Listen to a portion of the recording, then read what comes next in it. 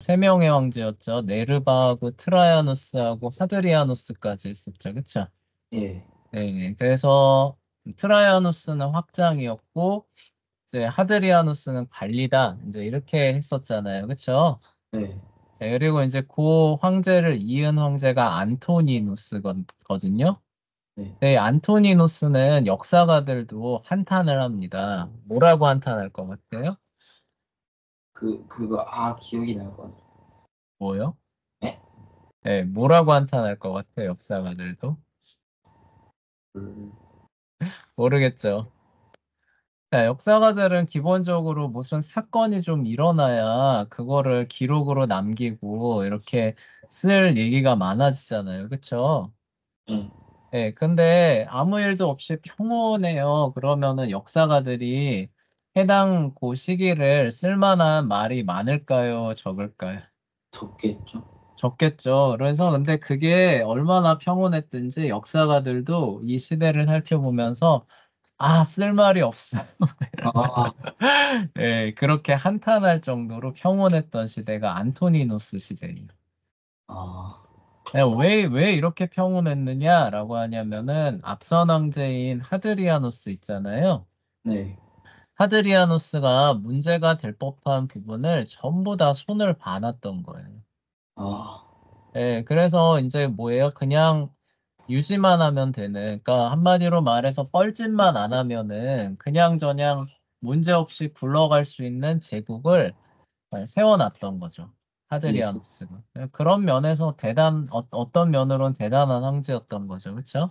네. 예, 근데 물론 이런 그 평온한 시기에도 이제 호시탐탐 이제 세력을 키워가는 이제 그 이민족들이 있기는 있었어요. 그래서 네. 이제 어떤 사람들은 이제 비판을 하기로는 좀 앞날을 좀 내다보고 이 안토니누스가 앞날을 좀 내다보고 이제 이런 부분에 있어서 조치를 적절히 취했어야 되는데 못해서 이제 그 다음 황제인 아우렐리우스 있잖아요. 이 예, 아우렐리우스는 이제 그렇게 해서 호시탐탐 세력을 키운 게르만족하고 싸우느라 평생을 사실 보내거든요. 네. 네, 그래서 뭐 그런 역사적인 흐름을 보고 이 안토니누스가 조금 하드리아누스처럼 좀 미래를 좀 내다보고 내 지금은 평안하지만 내 이후 때는 저 게르만족이 큰 문제를 일으킬 것 같다라는 어떤 비전을 갖고 그런 것들을 좀 이렇게 미리 선제 대처하는 그런 행동은 전혀 취하지 않았다라고 이제 비판을 하기도 해요. 아, 근데 그게 뭐 말이 쉽지. 네. 그렇잖아요.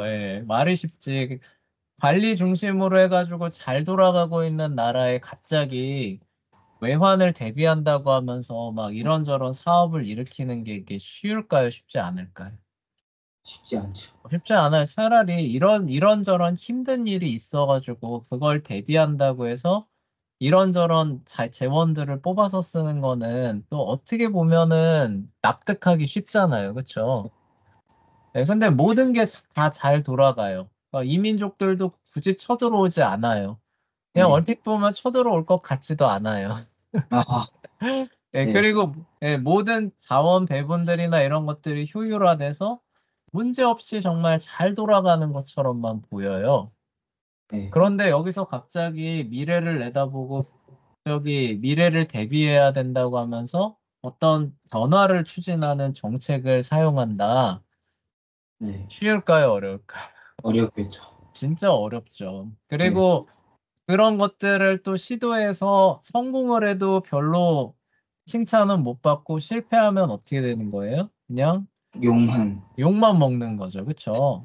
그런 걸 생각을 하면은 뭐 안토니누스가 뭐 이렇게 못했다라고 하는 거는 좀 과도한 비판인 것 같아요. 그쵸? 그러니까 모든 황제가 다 뭐 앞날을 2, 30년씩 내다보고 네. 대비해야 될 것을 요구를 한다면은 그 나라가 망하겠어요. 거기에 다 이렇게 족족 성공을 한다면, 그쵸? 네. 근데 이 정도 황제가 연달아 5명이 등극을 했다는 것도 굉장히 드문 케이스거든요.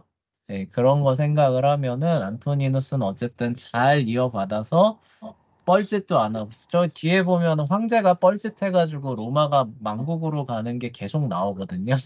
아, 예, 근데 뻘짓도 안 하고 건실하게 물려받은 것들을 잘 유지 관리하면서 한 20 몇 년 동안 평온한 시대를 누렸다. 라는 게 안토니누스의 그런 어떤 치세를 대변할 수 있는 거죠. 네. 그래서 안토니누스의 별명이 피우스래요. 피우스, 평온한 안토니누스 피우스, 평온한 안토니누스의 시대다. 이렇게 해가지고 네, 네. 그 시대는 그래서 역사가들이 쓸 게 없어 아, 라고 네, 한탄하는 네, 그런 시대였다고 해요. 네. 그래서 그의 치세는 한마디로 평온, 이어서 별 얘기가 할 게 없습니다. 그러니까 잘 유지만 하면 되는데, 물론 유지하는 것도 쉬운 건 아니에요. 근데 그렇게 뻘짓 안 하고 잘 유지를 하는 게 안토니누스의 업적이다. 이렇게 보시면 돼요. 네. 황제에게 지급하는 급료를 받지 않았을 뿐더러 개인 재산을 국가 재정에 사용하도록 내놓기도 한 그런 모범을 보여준 그런 황제라고 합니다. 역사가들이 얼마나 쓸 게 없었으면 이런 걸 썼겠어요. 그쵸? 네, 그런 황제가 됩니다. 그리고 얼마나 하드리아누스가 이제 미리 손을 봐뒀냐면은 안토니누스를 후계자로 이제 양자로 입양해가지고 후계자로 이제 세우는 거잖아요. 말년에. 네. 원래 안토니누스가 하드리아누스의 후계자가 아니었어요. 아니었는데 예. 후계자로 세우려는 사람이 이제 그 세상을 떠나면서 이제 하드리아누스가 이제 그 뭐냐 그 물려줄 사람이 이제 마음에는 안 들지만 안토니누스밖에는 없는 거예요. 네. 네, 그래서 이제 안토니누스한테 그 제위를 물려주면서 양자로 입양을 하는데 조건을 하나 붙입니다. 자기가 진짜 제위를 넘겨주고 싶었던 사람이 있는데 너무 어렵거든요. 그 네. 사람이 아우렐리우스하고 그 베루스라고 하는 그 사람이 있었는데 네. 그 두 사람을 안토니누스 네가 미리 양자로 지금 입양을 해라 이 얘기를 조건으로 걸어요. 아, 그러니까 이 얘기는 뭐예요? 내가 안토니누스 너한테 제위를 넘겨줄 테니까 네가 저기 살아있는 동안에는 잘 관리를 하다가 내가 진짜 제위를 넘겨주고 싶은 애는 쟤들이니까 쟤들한테 잘 넘겨주는 역할을 해라 라고 요구를 하는 거죠. 그쵸? 네. 네. 그러니까 뭐냐면 그러니까 하드리아누스는 이미 안토니누스 다음까지도 바라봤던 거예요.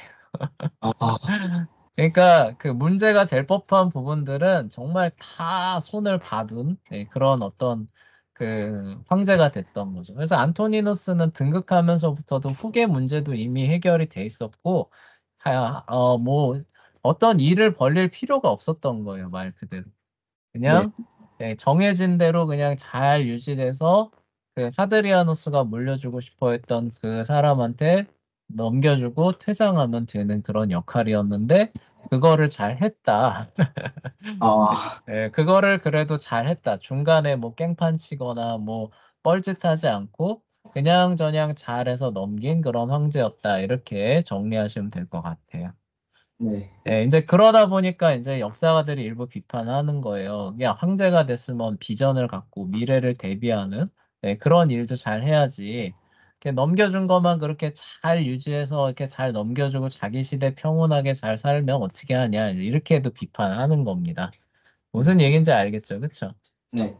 근데 그게 그렇게 쉬운 거는 아니었다라고 말씀드리는 거예요. 그래서 이제 안토니누스가 세상을 떠나고 사실상 하드리아누스가 차기 황제로 찍었던 이제 아우렐리우스라는 사람이 이제 제위에 오릅니다. 네. 근데 이 사람은 기본적으로 철학자예요. 그래서 황제에 별로 그렇게 그 직무를 수행하고 싶지 않았던 사람입니다. 아, 그리고 아까 그 베루스라고 하는 사람하고 같이 제위에 올랐다고 했잖아요. 네. 그래서 그 왜냐면 둘이 동시에 양자로 입양되거든요. 그래서 아우렐리우스가 이제 그 베루스라고 하는 사람한테 이제 동방 그 지역과 이제 그 군대를 맡기면서 이제 그 사람은 약간 좀 쾌활하고 뭐라고 해야 되지? 약간 좀 유흥을 즐기는. 그러니까 우리가 아는 그 흔히 로마의 그 권력 자상 있잖아요. 그렇죠? 네. 약간 그런 사람이었거든요. 그러니까 아우렐리우스는 이제 그런 사람한테 좀 이렇게 떠넘기고 이제 자기는 좀 이렇게 내치와 그러니까 내정과 그다음에 철학 뭐 이제 이런 쪽으로 이제 원래는 빠지려고 했었던 그런 황제였는데 네. 아까 말했던 그 베루스라고 하는 사람이 이제 동방 원정을 갔다가 이제 그 역병에 걸려서 빨리 세상을 떠나는 일이 벌어집니다. 아, 예, 그래서 이제 아우렐리우스가 기본적으로 자기는 뭐 철학이나 내치, 뭐 수양, 뭐 이런 거에만 이제 집중하려고 했던 황제였는데 갑자기 이 사람이 전장을 누비는 그 황제가 원래 저번에도 얘기했지만 이제 군대를 이끌고 그런 어떤 원정도 떠나고 방어전도 수행하는 그런 중요한 역할이 있다고 했잖아요. 네. 그러니까 그거를 데루스라는 사람한테 사실 떠넘기고 자기는 안 맡으려고 그랬는데 이제 그 사람이 이제 역병으로 세상을 먼저 떠나면서 갑자기 그 역할을 맡아서 한 이제 죽는 날까지 네. 네, 죽는 날까지 그 역할만 계속 한 비운의 황제가 아우렐리우스.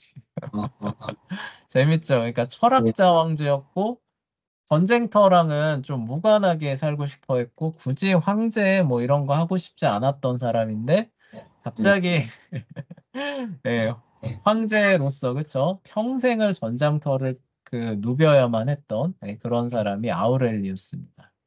네. 그래서 이 사람이 남긴 이제 스토아 철학 서적인 명상록 같은 게 오늘날에도 남아 있다고 해요.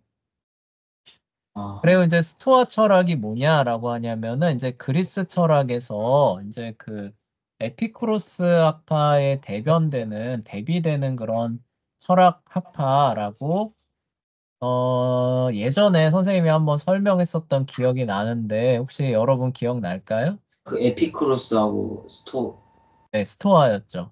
두 개가 상반되는 철학을 가지고 있었다라고 했었는데 기억나요?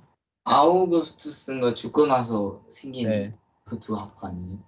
아우구스투스가 죽고 났었나? 그 전일 아우구스투스. 텐데. 아, 진짜 네. 아리스토텔레스인가? 아리스토텔레스 이후죠. 맞아요. 맞아요. 아리스토텔레스 이후에 생겨난 겁니다. 네. 네, 에피쿠로스는 뭘 추구했었나요? 그 살짝 그 늘어지고 노는 그런 거. 네, 맞아요. 원래는 정신적인 쾌락, 이런 걸 추구하는 거예요. 그래서 뭐예요? 막 열심히 연구해서 성취하고 뭐 이런 거 있죠. 그쵸? 네, 네. 그런데 이 사람들의 기본 세계관은 우연이에요, 우연. 네, 그러니까 이 세상에서 어떤 뭐 법칙이나 뭐 이런 것들을, 이성적 법칙이나 자연 법칙 이런 것들을 발견할 수 없다고 봤거든요. 네. 네, 그런 건 너무 무질서하고 무작위해서 그런 걸 발견한다는 거는 허황된 일이다. 이제 이렇게 판단을 합니다. 네. 그래서 오늘날의 진화론 있잖아요. 네. 진화론을 사실 고대에서도 저기 주장하는데 그 고대에 주장했던 학파가 에피쿠로스 학파예요. 아, 그러니까 이 세상에 만물이 어떻게 생겨났느냐? 막 이렇게 하면서 저렇게 하면서 진화해서 뿅 태어났다라고 우연에 의해서. 네. 만물 우연의 법칙에 의해서 뿅하고 태어났다. 이렇게 말하는 게 에피쿠로스입니다. 네, 그렇게 이제 우리가 태어났으니까 뭐예요? 그러니까 오늘을 즐기는 거죠. 물론 근데 즐긴다는 거는 뭐예요? 그 정신적인, 그쵸, 측면에서 즐긴다라고 했는데 사람이 죄인이잖아요. 그쵸? 네. 그렇게 시작했지만 끝은 어디로 가는 거예요? 에피쿠로스 아프아는? 그냥 말 그대로 미래 같은 거 생각하지 말고 술 같은 거, 아, 네, 술 먹고 맛있는 음식 뭐 마시면서 오늘을 즐겨라, 막 이제 이런 식의 철학이 에피쿠로스였죠. 네. 그것과 정반대편에 있었던 게 스토아라고 얘기했었는데 기억나요? 네. 네. 그 살짝 네, 그, 네, 그 뭐라 해야 되지? 네, 살짝 자기의 아니 그 단속을 많이 해요. 네, 자기에 대해. 맞아요. 그래서 여기서 중시하는 건 뭐냐면은 금욕, 네. 절제, 미덕, 뭐, 그 다음에 이성이죠. 그쵸? 네, 사람이 이성을 잘 사용해야 된다. 에피쿠로스 쟤네들처럼 이렇게 뭐 생각도 안 하고 막 즐기고 이런 게 아니라 이성적으로 생각해서 딱딱 이렇게, 그쵸? 네. 네. 그래서 그 얘기 한번 했었죠. 누가 와가지고 이렇게 때려가지고 다리를 부러뜨렸어요. 네. 우리 같은 사람이면 어때요? 막 화를 내면서 이런 뭐 나쁜 놈 뭐 이렇게 하면서 대응을 하잖아요. 그쵸? 네. 그게 물론 뭐 기독교적으로 옳다는 얘기는 아니에요. 근데 대부분의 사람들이 그렇게 대하는데 스토아 철학에 이제 저기 심취한 사람이다. 네. 그러면 그것도 어떻게 대응해야 되는 거예요? 그냥 가만히. 이성적으로. 아, 아, 다리가 부러졌네. 아, 아, 저 사람이 이럴 줄 알았는데, 내가 이거에 대비를 좀 더 했어야 됐어. 참 안타깝구나. 하면서 화를 안 내는. 와, 네, 모든 걸 이성적으로 판단을 하면서 자기 수양, 절제, 네, 그리고 현실의 어려움을 감내하는 미덕, 이런 것들을 추구하는 게 스토아 철학이에요. 예. 그리고 거기에 대가가 아우렐리우스였다는 겁니다. 예. 네, 그랬던 이제 철학이고 기독교와는 또 맞지는 않아요. 네, 그래서 이제 이교의 철학 중에 이제 하나였죠. 네. 하여간 이제 그 설명을 하려고 이제 그랬던 건데 그래서 전쟁터와는 어울리는 그런 인물은 아니었다는 거예요. 그러니까 천성적으로 무슨 얘기인지 알겠죠, 그렇죠? 네. 천성적으로 전쟁터에 어울리는 인물은 아니었는데 그 하드리아누스가 이제 세워놓은 체계에서 이제 문제점이 뭐냐? 네. 내부적인 그런 관리는 그래 이렇게 잘 될 수 있다는 거예요. 잘 활용을 하면은. 네. 그런데 예상할 수 없는 어떤 이벤트들이 발생을 해서 이런 체계에 충격을 주게 되면은 그건 어떻게 대응할 거냐는 거죠. 아, 이런 부분에 있어서 답이 별로 없었던 겁니다. 하드리아누스 체계에서. 네. 그래서 그런 부분들이 계속 로마 제국을 이렇게 계속 때리고 하다 보니까 로마 제국이 어떻게 되는 거예요? 내부로부터 그냥 조금씩 조금씩 주저앉다가 나중에 게르만족이 우르르 넘어올 때는 그냥 아예 아무것도 안 남아있는 상태가 되니까 그냥 쭉 쓸려나가는 이런 상황이 됐던 거거든요. 네. 예, 그래서 이제 그 충격을 주는 첫 번째 이제 그 사건이 뭐냐라고 하냐면은 게르만 민족 아시죠? 그 독일의 그 독일 라인 강변 동쪽에 살고 있었던 게르만 민족들이 다시 이제 로마 그 국경을 전면적으로 침공을 하는 이런 상황이 이제 벌어졌던 겁니다. 아, 그러니까 예전에는 전에도 얘기했었죠. 로마랑 세력 대결을 한다는 거는 외부 민족으로서는 상상하기 쉬워요, 어려워요? 어렵죠. 어렵죠. 그러니까 주요 병력이 빠지면은 게릴라전을 편다든가. 네, 네. 그러니까 이제 그 하드리아누스가 어떻게 돼요? 뭐 그 요충지에 요새를 세워가지고 방어를 효율화하는 뭐 이런 식의 전술과 전략을 세워놨잖아요. 네. 근데 이 게르만 민족이 그 이때 그 대규모로 결집을 하면서 어마어마한 세력을 형성하는 일이 벌어졌던 거예요. 네. 네, 그들끼리. 근데 이런 걸 예측하기는 어렵잖아요. 그쵸? 네. 그리고 그런 이민족들이 대규모 결집하는 일이 벌어지면은 그럼 걔네들이 그 다음에 뭘 할까요? 다른 민족을 침공하는 일이 반드시 생깁니다. 그쵸? 예, 네. 이거는 뭐 거의 뭐 그 역사의 법칙이에요. 그래서 저기 동쪽으로 오면은 몽골 그 부족들 있잖아요. 그쵸? 네. 몽골 부족들이 원래 부족별로 나눠져서 막 자기들끼리 싸우고 죽이고 살리고 하다가 칭기스칸이 나와가지고 그 모든 부족을 하나로 딱 통합을 하고 세력을 규합합니다. 그 다음에 몽골 어떻게 됐나요? 사방팔방으로 뻗어나가면서 대제국을 세우잖아요. 그쵸? 아, 네. 예, 근데 요때 그 게르만족이 그 아마도 이제 그 로마가 이제 그 관리 체제로 들어오게 되니까 이제 저기 괴롭히지 않았을 거 아니에요. 네. 네, 그러니까 좀 살기 편했는지 모르겠는데 자기들끼리 싸우고 뭉치고 뭐 이렇게 하면서 힘이 센 어떤 부족을 중심으로 해서 대규모 세력을 결집하는 그런 그 일이 있었던 것 같아요. 그래서 네. 얘네들이 이제 세력을 결집하고 보니까 로마랑 좀 정면 대결을 좀 펼쳐볼 만하다. 이런 좀 판단을 했던 것 같아요. 아, 예. 예, 그래서 요때 대규모로 그 로마 국경에 쳐들어오는 이런 일이 벌어졌었어요. 아, 그러니까 예전에는 그 강대한 로마에 그런 식으로 대규모 그런 걸 펼친다라는 것들은 이렇게 생각하기 어렵거든요.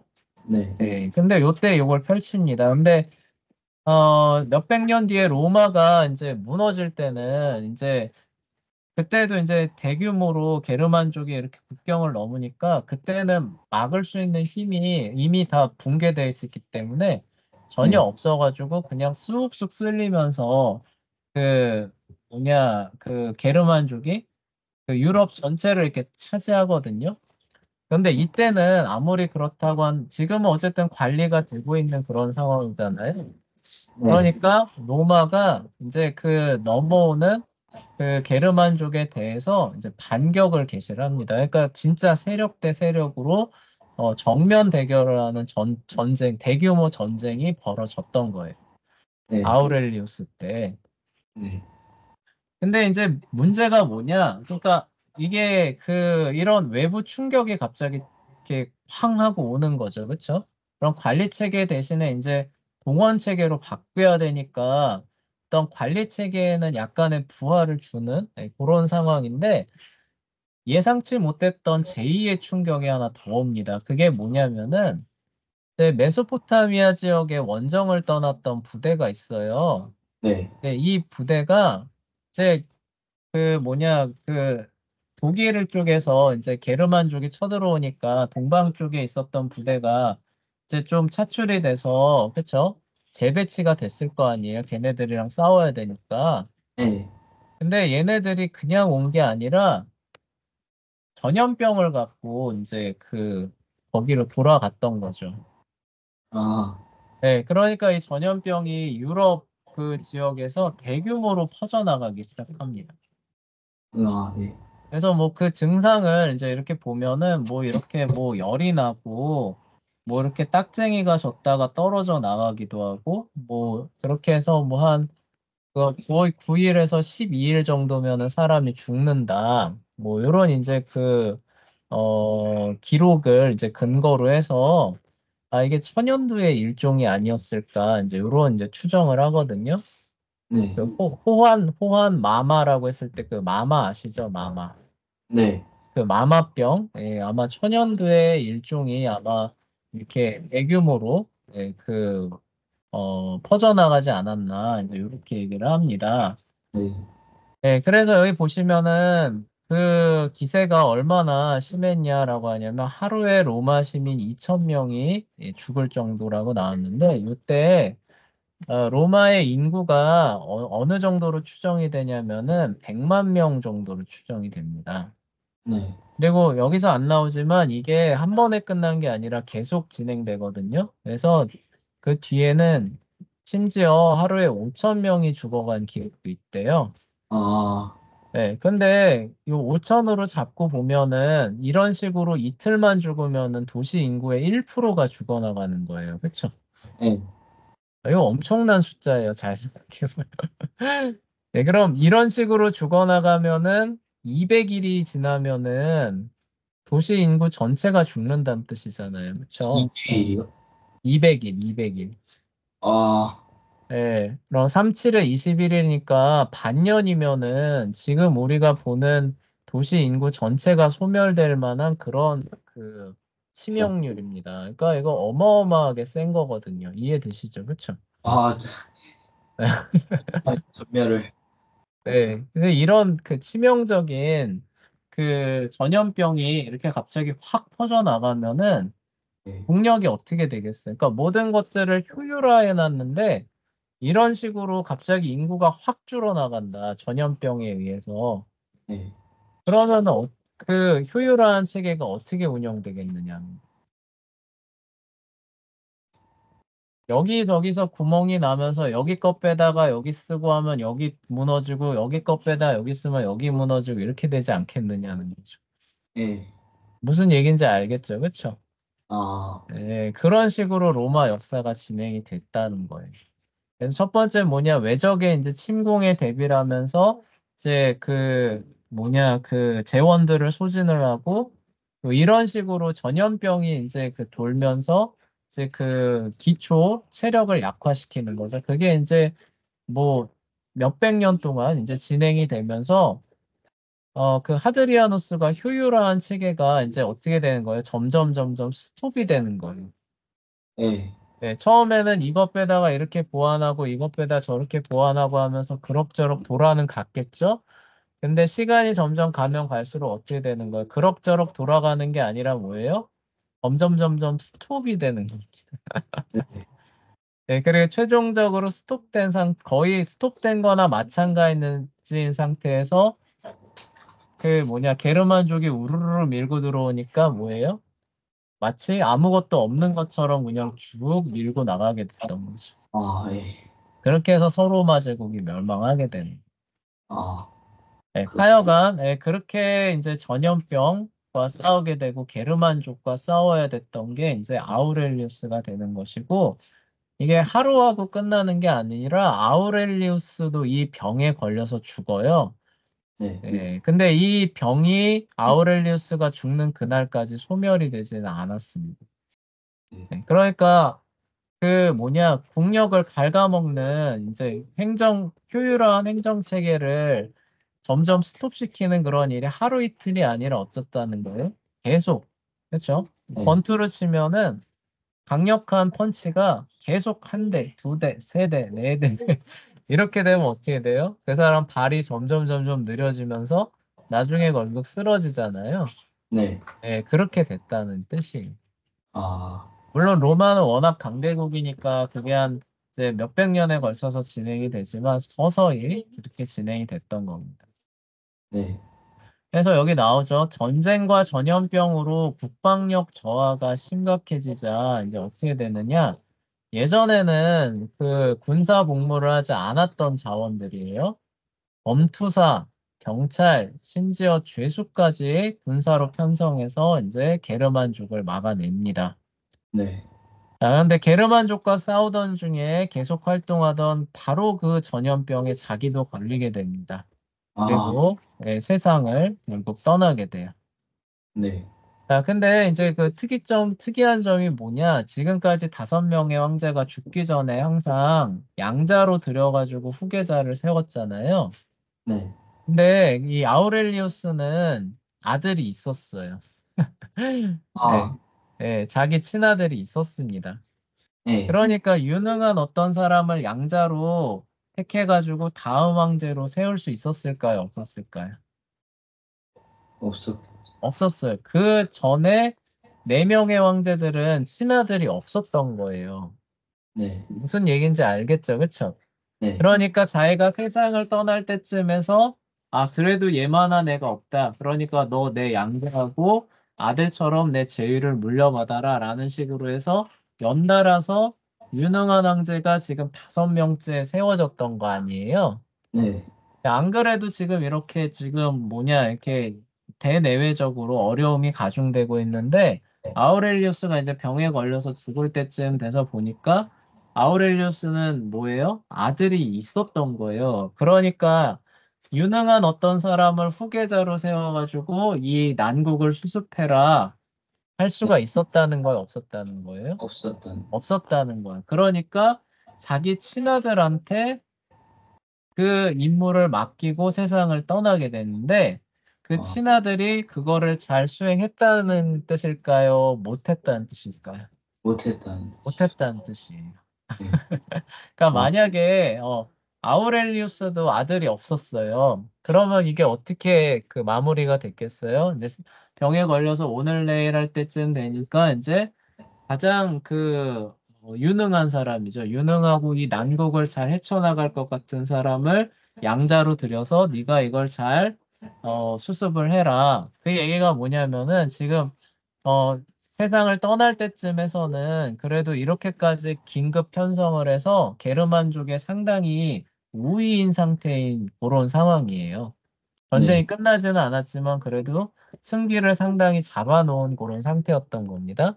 네, 네. 그런 상태니까 이제 만약에 그런 상태에서 세상을 떠났다 그러면은 자 이제 이러니까 이제 뭐 이렇게 해서 요거를 꼭 승리로 마무리를 짓고 다시는 게르만족이 여기를 쳐들어오지 않게끔 해라. 라고 하면 그 사람이 그걸 잘 수행했겠죠. 그쵸?